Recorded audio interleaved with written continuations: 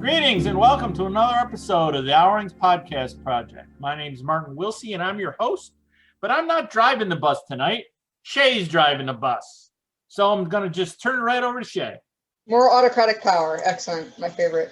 I'm SC McGowie, and most of our podcasts have been focused a little more heavily on the self-publishing route or indie publishing. We talked about, marketing yourself and doing your own cover and formatting your own book and all that. But today we're going to talk about a more traditional publishing topic, which is agents. Getting an agent is really hard, as those who have tried know, but you need an agent in order to be published traditionally. So we're going to go over the top 5 ways to get an agent. But before we do that, I do want to preface that these 5 options are not in competition with each other. Everyone is different. You're going to have your own best strategy. Your book is going to have its own best strategy. But these are just 5 interesting ways to go about it. My fellow hosts have not been briefed on this list, so I'm excited to see their canon reactions to what I have for you. So we're going to start with number 5. All right. So number 5 is writing conventions or conferences. So these are not just for traditional publishers. This is really for any writer that happen usually like in a local city. Like the one I'm thinking of is the James River Writing Conference. So you guys may have heard of it, from Virginia, which is down in the Richmond area. There's writing conferences near you. Just look it up. But what they will have is workshops for various parts of publishing and writing.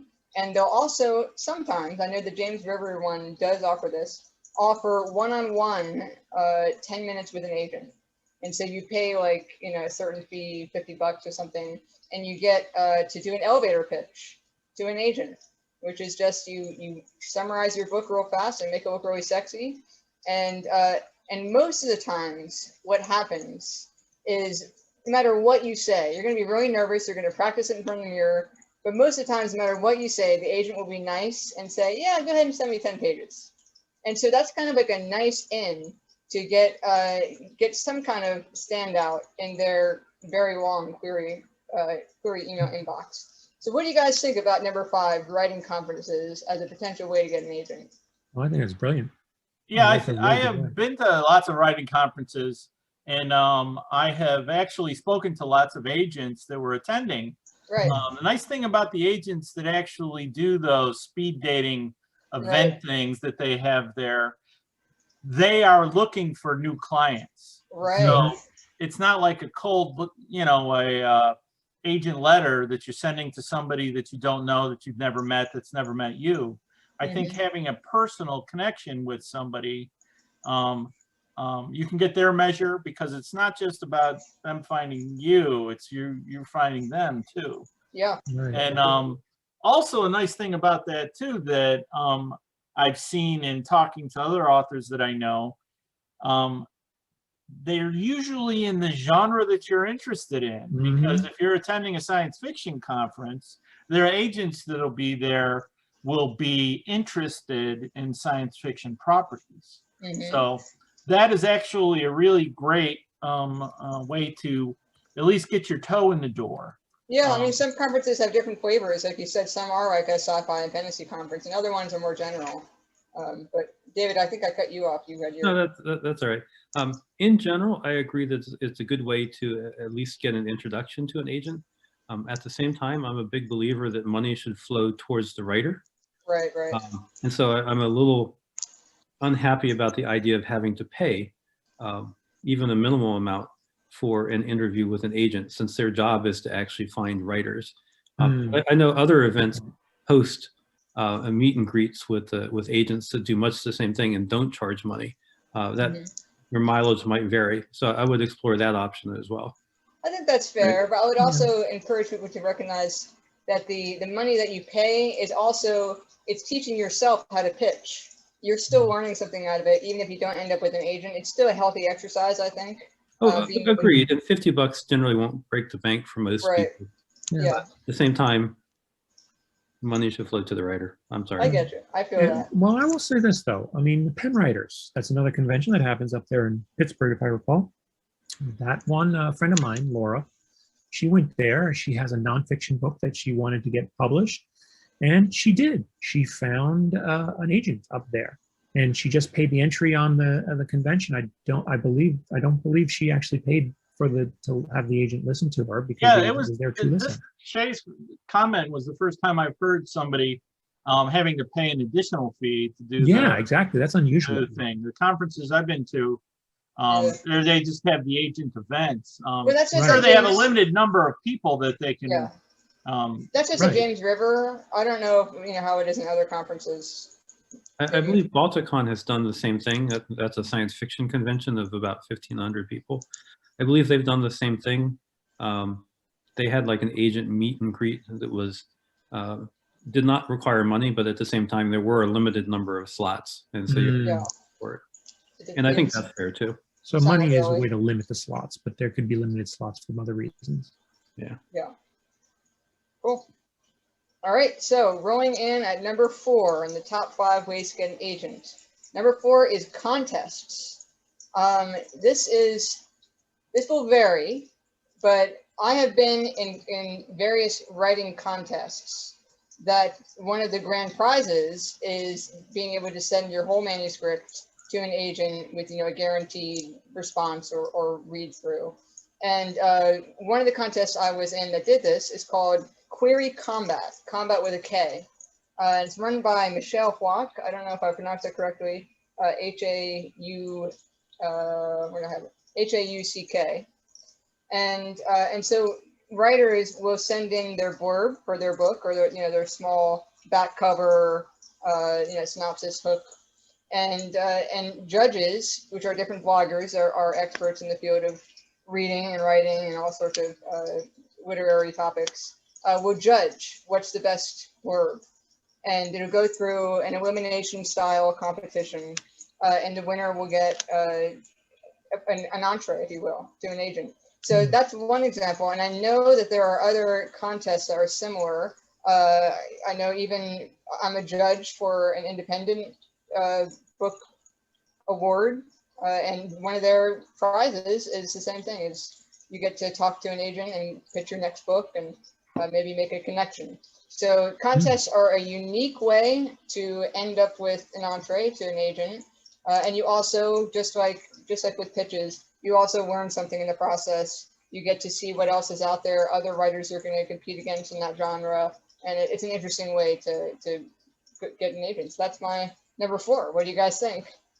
Well, I mean, I think it's an interesting approach, but here's the thing. If your contest is across the entire United States with not technically 333 million people, but obviously some proportion of that, my goodness, you better be darn good, and you almost have better chance of just finding an agent directly through cold I didn't calls. say it was easy.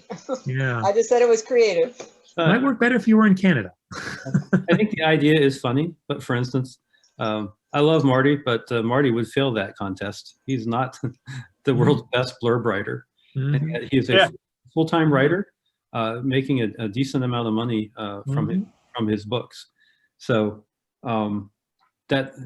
It's not representative of your skill. Well, here's an interesting thing. Just as I always get help with my blurbs, it would behoove any author that's trying to get an agent to work with the writers group, with other writers that practice your pitch. I mean, you've mentioned a pitch a couple times. It's really important. I've had people give me pitches just as practice, and then so I could give them feedback on whether it's interesting or not. And it's the same thing with query letters. I've read a metric ton of query letters to give feedback about that. So it is just another way to practice, really. Contests, there's a giant industry of contests with every genre that there is. And, some contests come with fees, some don't. $10 and you submit your story. The winners get published in an anthology and you get to talk to an agent. I mean, it's a pretty common thing. And But you do Fire up bring up, your search engine, and you could probably find a metric ton of those right now. yeah, Yeah, but you do bring up exactly. another good point there, Marty. Some of them will charge you, and some of them won't. Obviously, if they're going to spend a lot of time editing, there is some justification of them charging you. But do be mindful. Don't pay for too much. You want to pay for an editor, you want to pay for a cover designer, definitely do that. But don't pay just to get recognized if the likelihood of you getting recognized is minimal. I think for some of these contests, the worst thing that could happen is you get better at writing blurbs. So if that's the worst that can happen, that's not terrible. Yeah. Exactly. But I do want to stress that that was just one example of a contest know. I've been in. There are lots of other types that don't involve blurbs. Yeah. Maybe, like, you know, submit your whole short story, like Marty was saying. You know, And I will say, there is this flip. I mean, I follow this writer, very famous on nanoism, R. Gatwood. That writer is an amazing writer. Short fiction, Twitter-length fiction, grabs you, and it's so impressive. I'm sure at the blurb level, amazing. But I don't know if that person, you know, is a longer fiction. I have read actually that writer's longer fiction. It's still pretty good, but they shine really on the short. Yeah, everyone has different skills. I still stand by my adage that money should flow to the writer. And So, David's going to say that at the end of Yeah. everything that we. That And it is absolutely all true. at once. so feel Yes, free to enter a Not contest. wrong. I think it's valuable too to sit and kind of put yourself in an agent's position and think about what's important to them. And in fact, most agents will tell you exactly what's important to them.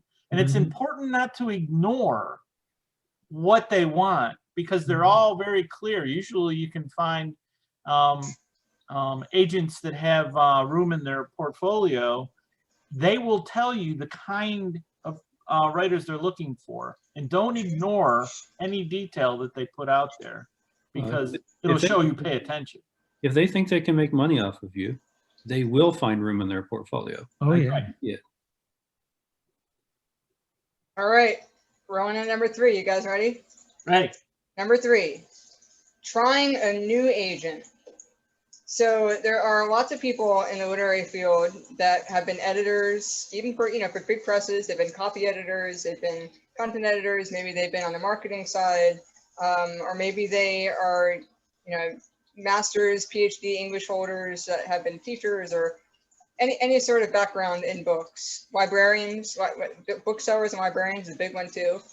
That want to try being an agent. They feel like they have a good pulse in the market. They feel like they talk to readers a lot. They feel like they know what they're doing, and they decide to start their own agency, their own company. And these are the most opportune, I would say, agents to grab, because they have no clients. They don't have a credibility yet, but they want to build it. And if you take a chance on them, they'll take a chance on you. So it is risky. You know, it doesn't always work out amicably, but it's not a bad thing to try. If you want to do it going together and say, hey, let's both see if we can both make it together. It's not a bad thing to try. Just make sure that you don't spend forever in that relationship if it doesn't work, but it's not a bad start. That's Well, Yeah, I I will think if say- you're going to go with a new agent, it's really important to make everything clear in a written contract. Absolutely, that's what I was So, going to say. and in fact, it should have built-in outs for both. right. Yeah, And, that's it exactly. Yeah. Make sure it's written down. And you know, there's a lot of pros and cons I could see with a new agent. If you get somebody that is very energetic and very excited about the new thing and has a lot of energy and can roll, it can be a high benefit. The other side of that coin is they might not have any contacts with the publishers that you're interested in working with. So they are going to have the challenge of cold calling the publishers and trying to get in their Rolodexes. It's a very interesting industry. So why it's important to do things like in that contract, say 1 year or 2 years. After that, you both have the option to not continue the contract. Move on.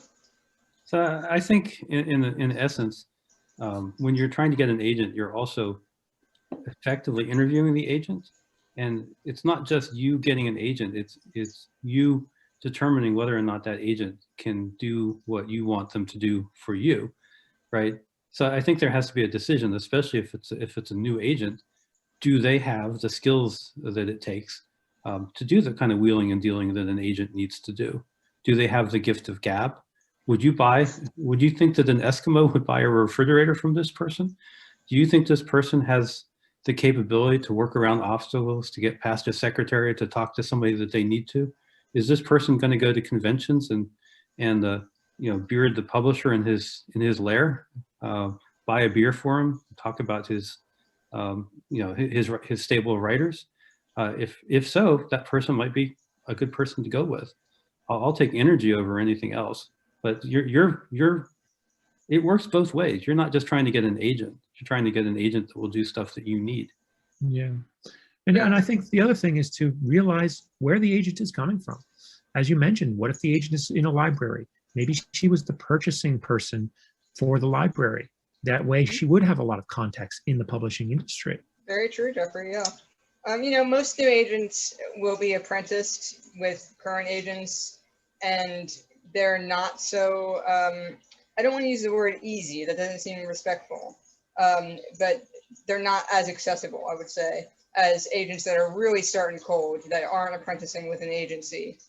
Because when agents apprentice with senior agents, by that time they've already gathered some clients. The senior agent will pass on some queries to them that they think are better suited to them.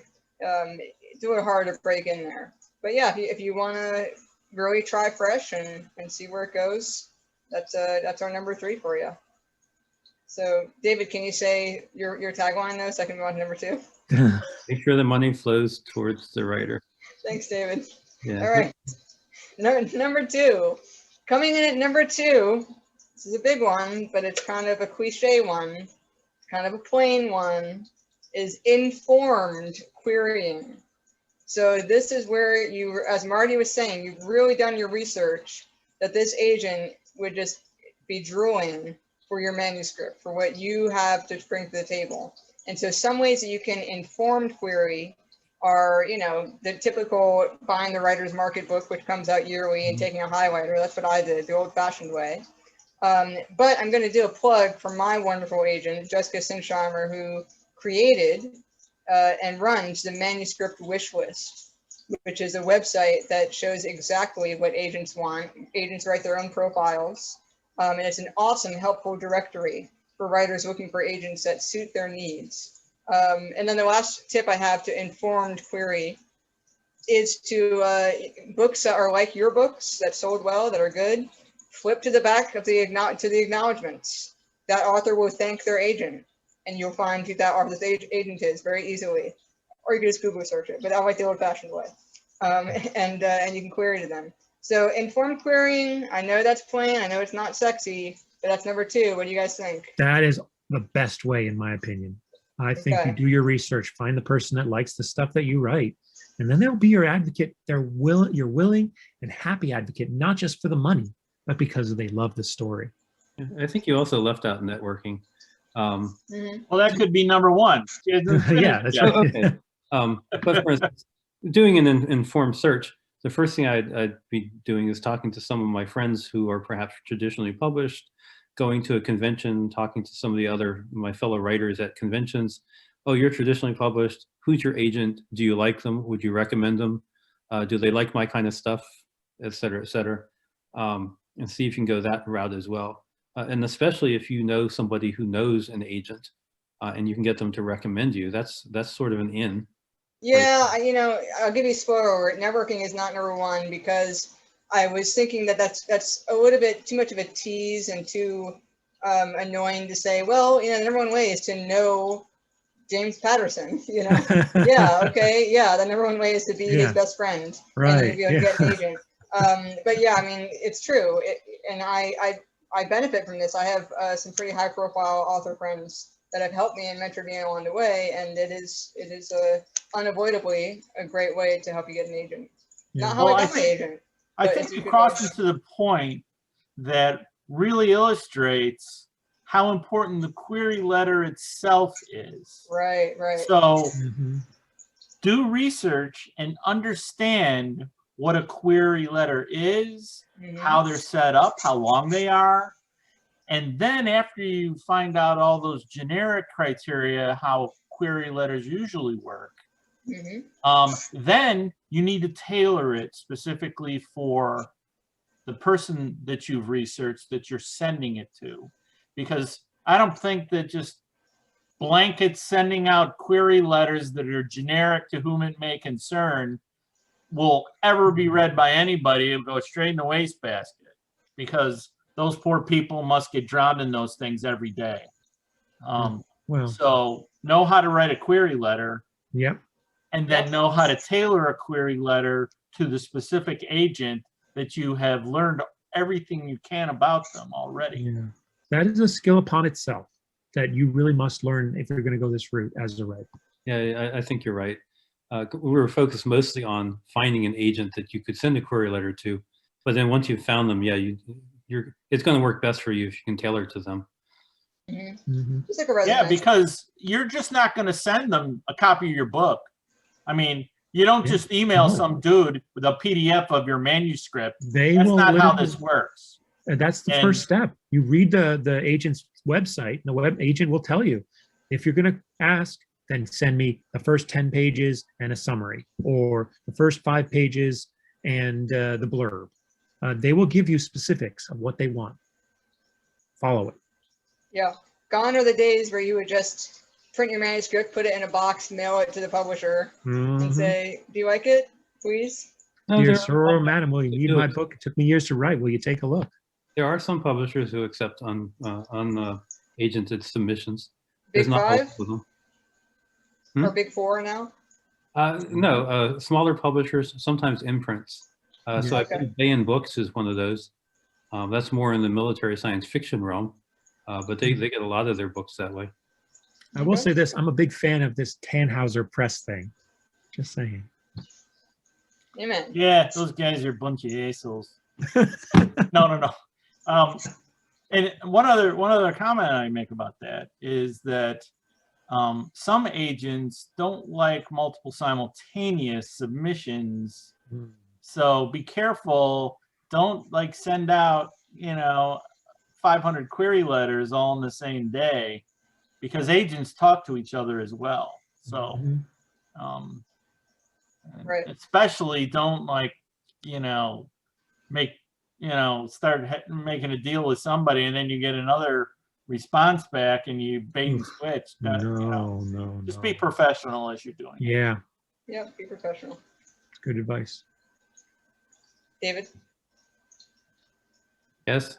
Your thing. Say Ready the thing. to move. We can't move without you. Oh. Say the thing, man. Just all the money flows towards the writer. Thank you, David. No All problem. right. Drum roll, ready for number 1. Who's excited? All right. Number 1 is Twitter pitch parties. This is how I got my agent. So this is on Twitter. There are designated scheduled days of the year where you can pitch your book in a tweet with the hashtag of that pitch party, and agents are hunting all day long, looking through those tweets with the hashtag. And if they see a tweet that catches their eye, they will like your tweet, which is an invitation for you to submit to them with the pitch party in the subject line, so they know it's one that they already liked, and they are guaranteed to read that and look at it. So there is, I got my agent on DV Pit, which is hashtag DV Pit, and DV was diverse voices, so it's for minority authors or whatever. And then there's other ones like Pit Mad, which is hashtag Pit Mad, which is general fiction, all ages, anything. There's SFF Pit, Sci-Fi Fantasy Pit, and it is just a great way because it is a feeding frenzy with the agents. They are all day looking at these tweets, and you can read other people's pitches too, and see some really cool pitches, and get inspired to crafting a really good one of your own. So that is number 1 because it worked for me. That's how I got my agent. So what do you guys think about number 1? I like it. I'm Well, on it's the Twitter all first the time time. I've ever heard of it. I'll have to check that out on Twitter. I've seen Just, things like just that to see running what on. people are doing. Yeah. Really no, cool. However, I think figuring out how to describe your book in 140 words seems characters, like characters, not even words. And it's Sorry, 280, but yeah. Yeah, and Yes, two I know sentences. that, sorry. Yeah, it's If a skill. I mean, Yeah. Yeah.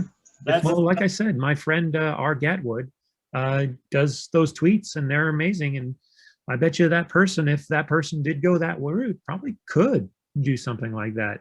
not So only that, please be watching R. Gatwood. 140 characters. If you can describe your book in 140 characters, that is basically a real quick elevator pitch. Oh, That- yes. Yeah. and it's 280 characters, Dan. 280, but Oh, yeah, you've got to they- subtract the they hashtag too. upped it. Yeah, the hashtag has to be in there, and I think the @ sign or what, Yep. the Mhm. counts. You can tell how much I use Twitter. I think I missed the raising of the limit. I hate Twitter, except for that one time I got my agent.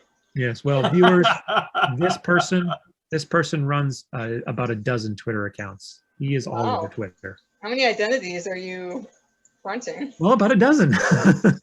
See, I like Right. I like Twitter. It you can see the trend analysis on there. It's a early warning indicator for news Yeah. stories that start happening. Yeah. It's a very interesting environment though. Yeah. But to I navigate. will say the warning that I will give you is that it's the right place at the right time. It's especially during something like SFF. You have to be at the right place at the right time. The agent has to be looking at your tweet. Yeah, at the there are right time. so many. It's very popular now, and you're limited to only 3. You can only tweet 3 times, because literally you will refresh and there will be a whole new page of tweets. It is very popular Yeah. now. But I'm going to read a couple other of the pitches that they do each year. They do hashtag Kiss Pit, which is romance. Hashtag Faith Pit, which is faith-based fiction. Hashtag Pit Dark, which is like dark horror fiction. What else do they have? They have NaNoWriMo. They I don't know if it's actually a pitch. I don't know if they actually like your tweet and do all of that, but they do have that in November, which offers, I don't know, a consultation or something on your manuscript. So yeah, not all of them will be. They'll be a little different, but look up the schedule for 2021 and it'll show you when these things are happening. They happen more than once a year for some of them. I know PitMad happens more than once a year because that's the general one. And then a more niche one might be like just once a year. So make sure you get on that calendar. If you don't have a Twitter account, make a Twitter account for this. It's worth it. Mm-hmm. You don't need followers. You just do the Yeah. hashtag and you have a chance of being seen. Yeah. Yeah, I think as far as agents go, I'll echo what David said. Networking is an important factor. I really believe that's to be true. Yeah. The people that I know that are agented, most of them found their agents through networking. So, and that's how everything in life works. It's who you know a lot. And Yeah. So be a great person to know. That's the There you go. Like I said, your mileage might vary, but yeah, the wheeling and dealing associated with networking and working your way to the right person and stuff often gives you an in that you don't get through other means. Mhm. And like I said, those high profile authors that are my friends, they helped me. I didn't end up with their agents, but that doesn't mean that they didn't, give me a contact to their agent and get feedback from them and see if it was a good fit or get some advice. And so, I'm very happy and blessed with my agent now. And I when I can return the favor, I will, if it's someone that I trust. So send the elevator back down if you happen to find success in all walks of life. So Well, one thing we did discuss this week, by the way, is we at the Hourlings, we are lifting you up. We are not tearing you down. We are not the type that says, oh, you're doing well, let me bring you down. We're ride your coattails because we want to bring up too, and we'll lift you up so that you can lift us up too. yep, exactly. And on that note, David, Just make sure all the money flows toward the writer so you don't get taken advantage of. That's there right. you go. Thanks, David. And that was our top 5 ways to get an agent. So thanks for tuning in. Absolutely. All right. Another finely Another structured, fine guys. episode. We'll see you guys next week, and thanks for stopping in.